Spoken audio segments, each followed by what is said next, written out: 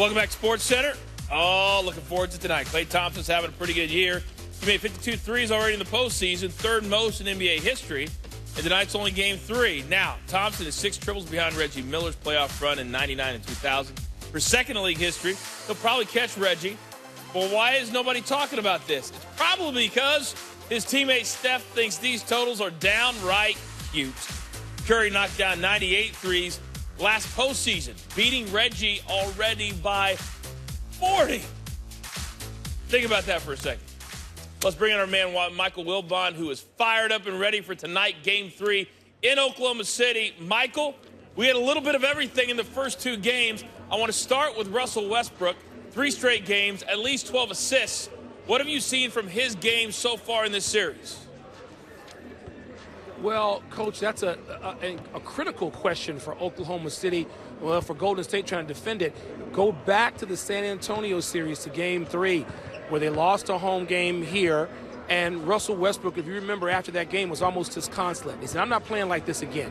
I'm going to be different. He wasn't just different going forward in that series, and that was 3 straight wins for Oklahoma City, but he's been different in this series too. And he is, you don't want Russell Westbrook to entirely change his game. He's not going to be Magic Johnson or Steve Nash and be a pure setup first point guard. That's not his game. Those aren't his skill sets. That's not his mentality.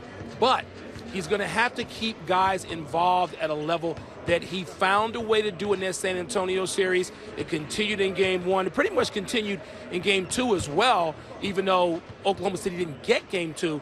But this is a new Russell Westbrook. It wasn't like a one-off situation where he said, I'm going to play differently, and he meant one night.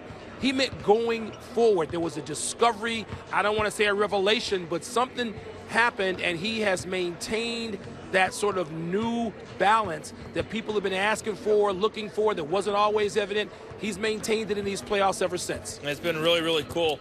Michael, I love the fact that you have so much stroke that you talked Steph Curry into warming up behind you during the entire live shot. That's cool, because I'm going to ask about him next.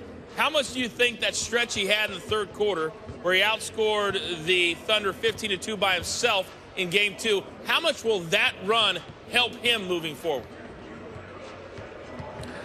Coach, I don't think it helps or hurts him at all. I think one of the things that we don't really acknowledge about Steph Curry is that he's a showman. Steph Curry has the great athletic ego that any great player needs to have. He expects to do that. Just like coming off the injury when he missed 2 weeks, he came out and scored whatever it was, 15 points in the overtime or 17 points in the overtime. And this is what he expects to do. So that flurry, he'd probably like to, hey, Steph would tell you right now, if we could just extend the microphone back to him, they'd like to have a longer flurry. He doesn't want to have just 1 or 2 of those flurries.